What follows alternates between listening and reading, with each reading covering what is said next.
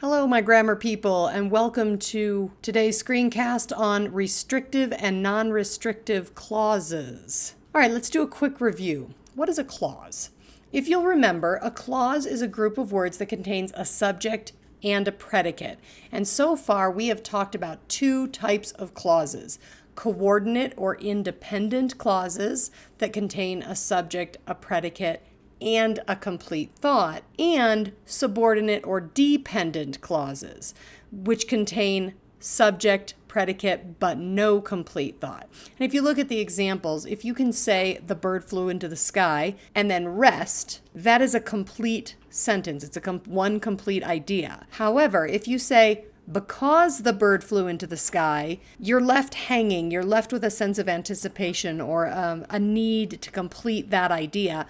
That's the difference. So if you feel a need to complete an idea, even if you have a subject and a predicate in a clause, that makes it a subordinate or dependent clause. If you look up in the right-hand corner, I give you guys a visual identifier. There are two types of clauses, subordinate or coordinate. And the remainder of this screencast is going to go into some subcategories of subordinate clauses. All right, so there are two categories of subordinate clauses, and we've actually talked about both of these as well. So underneath of the umbrella of subordinate or dependent clauses, you have subordinate clauses, which begin with a subordinating conjunction, and you have relative clauses. Those begin with a relative pronoun. An example of a subordinate clause would be because the boy scared it. So your independent or coordinate clause is the bird flew away, and then you have a subordinate clause next to it that begins with a subordinating conjunction because the boy scared it. Now, relative clauses, you might remember, begin with a relative pronoun. Those are who, whose, whom, that, and which. So the bird that I bought yesterday flew away. The clause that I bought yesterday begins with a relative pronoun that. It cannot stand alone, so that's what makes it dependent, but it is a relative clause instead of a subordinate clause simply because it starts with a relative pronoun instead of a subordinating conjunction.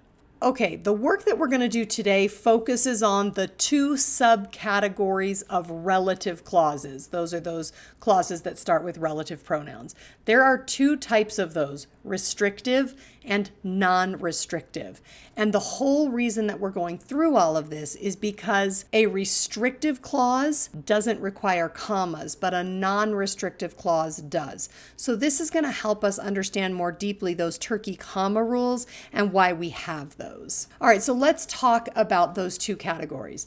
A restrictive, sometimes also called a defining clause, is a clause that is actually necessary to the meaning of the sentence. If you have a clause that is necessary to the meaning of the sentence, even though it can't stand alone, you will not use commas. However, a non-restrictive or non-defining clause is a clause that isn't necessary, but it adds more information. Now, you as a writer are going to have to determine whether you've got a restrictive or defining clause, whereupon you would not put any commas, or whether you have a non-restrictive or non-defining clause, and in which case you would insert commas wherever they're necessary. Now, for example, if your non-restrictive clause happens in between your subject and your predicate, that's a turkey comma rule number 4. That is considered parenthetical information, and you would put commas on either side of it.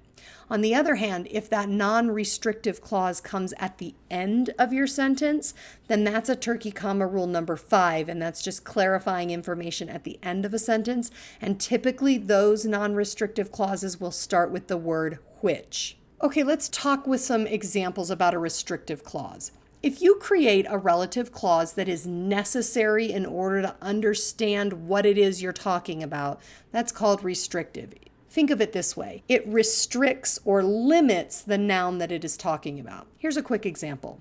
We don't know the person who donated the money. If you left who donated the money out, then what you are saying is we don't know the person. That's too vague, too ambiguous. You don't know which person you're talking about.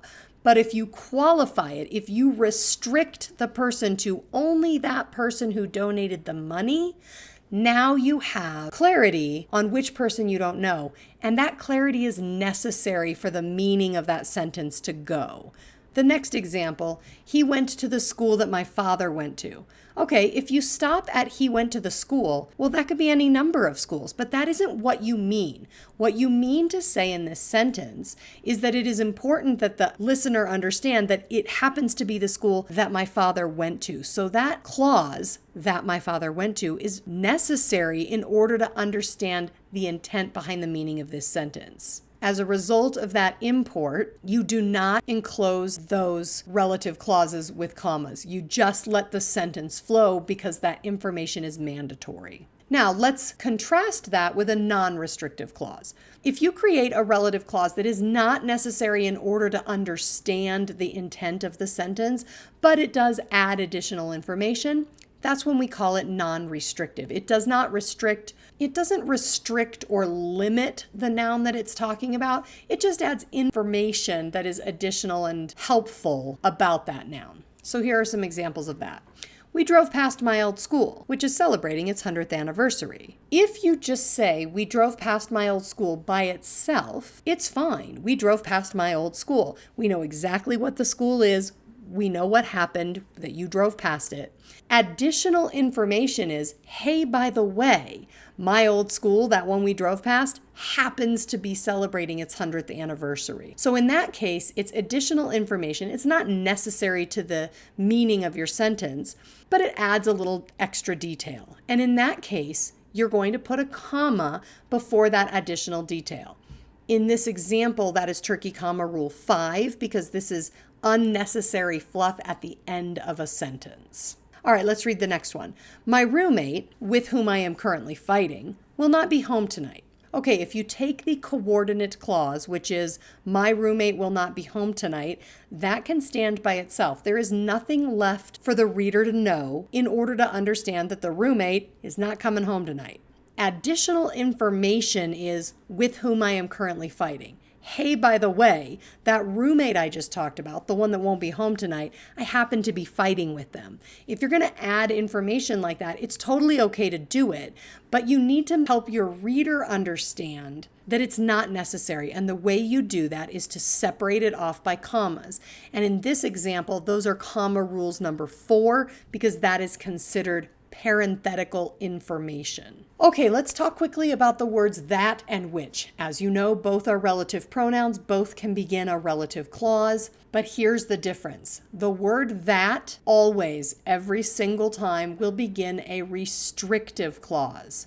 So never use commas to set off a relative clause that begins with that. This is also true if you are writing an essay that includes evidence, and if you are introducing that evidence. If you say, the author claims, and then you're going to put your quote in, you would write the author claims, comma, and then that important quote. But if you say the author claims that, and then your important quote, that creates a restrictive clause. So you never use that plus a comma if you're including evidence. Okay, now let's talk about which. Which typically begins a non-restrictive clause. There are some exceptions to this, but for the most part, anytime you see which, that's going to be in a non-restrictive clause. So typically, you will use commas to set off a relative clause that begins with which. That is why when we were going over the turkey comma rules, and we talked about number 5 being complicated, and we said one hint for that is if you have a group of words starting with the word which, that will typically take a comma, and this now is why. So now you understand that when you begin a clause with the word which, you are typically creating a non-restrictive clause. So as a non-restrictive clause, it requires commas. All right, here are some examples.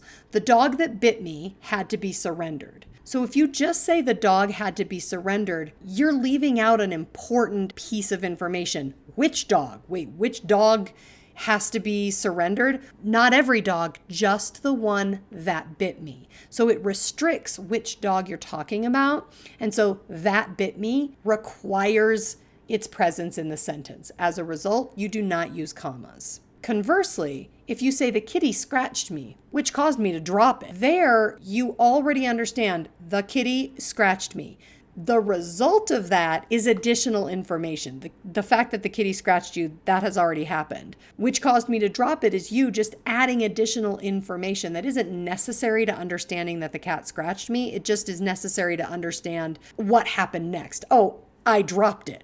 And so because it isn't necessary to the meaning of the sentence, you include the comma there to indicate that it is non-restrictive. All right, let's talk about the word who. Just so you know, the word who always refers to people. If you're referring to things, you're going to use that or which, depending upon whether the clause that it is introducing is essential or not essential. So restrictive or non-restrictive. If it's essential, you'll use that. If it isn't, you'll use which. Let's take a look at some examples.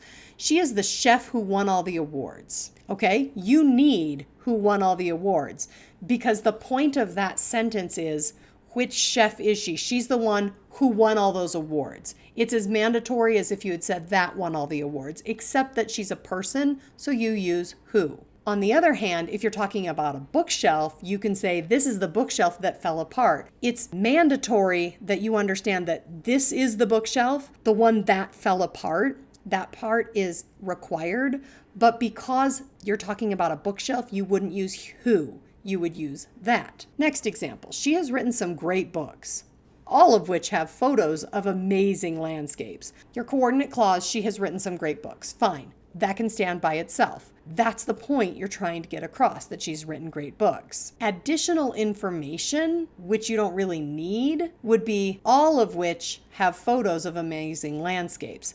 That's just secondary information. The point was she wrote great books. And then you're saying, oh, by the way, in those great books are some photos of amazing landscapes. So that's why you have that. On the other hand, if you say she has written some great books that have photos of amazing landscapes, now the meaning of your sentence has changed. In this case, the point is that her great books contain photos of amazing landscapes. So that is why in that case, you would use that, not which. She's written some great books that have photos of amazing landscapes. It brings to the forefront the importance of the photos of amazing landscapes. It connects it, it makes it mandatory to what you're saying in your coordinate clause. Now, one quick note about subjects and predicates. Remember, subject and predicate of your sentence will always occur in the coordinate clause. That is being indicated here visually by brackets. It is also being indicated by the dark blue for subjects and the dark red for predicates. Now remember, your subordinating clauses, your dependent clauses, also contain a subject and a predicate. Otherwise, they wouldn't be clauses, right? In order to be a clause, they have to have a subject and predicate in there. But they are not the subject and predicate of the sentence. And so I indicate that with a lighter shade of blue and red, which indicates, yes, there is a subject and a predicate in these clauses, but because these are dependent clauses, those aren't the subject and predicate of the sentence. So we're just going to shade them a little more lightly. All right, let me give you some examples of relative clauses. Now remember, as writers, it is up to you folks to determine whether the clause you are using is restrictive or non-restrictive. And then you will be the determiner of whether or not then to put commas in there. I want to point out that these sentences are almost exactly the same. If you say the grill, which had been on the stove, blew up, you've created a non-restrictive clause, which had been on the stove. The point you're trying to make is that the grill blew up. Which had been on the stove is just additional information. The grill, which happened to be on the stove, blew up. The important thing is that the grill blew up. On the other hand, if you write it this way, the grill that had been on the stove blew up, that changes the meaning of your sentence. In this case, what you mean is there is a specific grill that blew up. And that grill is the one that had been on the stove. So notice the only changes you make in those two sentences are in one sentence you have which and a couple of commas. In the second sentence you have that and no commas.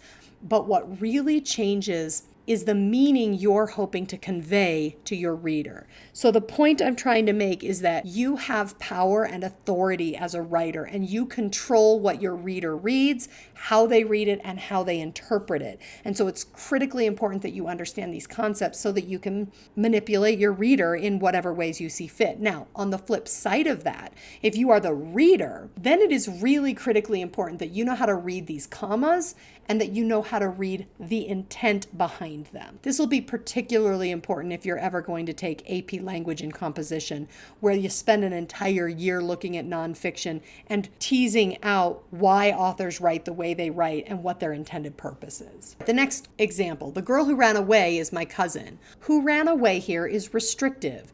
It's specifically necessary. Which girl is my cousin? That one who ran away. You have to have it all. On the other hand, the next sentence, the girl who ran away is my cousin. In that case, you change the focus of the sentence. The sentence becomes, the girl is my cousin. Who ran away just happens to be additional information that you are adding. So in that case, you would add the commas because you want that to float to the background. You want the important part to be that the girl is my cousin. And then the last one, the boy to whom she gave the book is my brother. What do you guys think? Is the relative clause there restrictive and should not have commas? Or is the relative clause there non-restrictive? Is it not necessary and should we add the commas? You decide, put that into your notes, and we'll talk about it all when we get back to class. Thanks so much.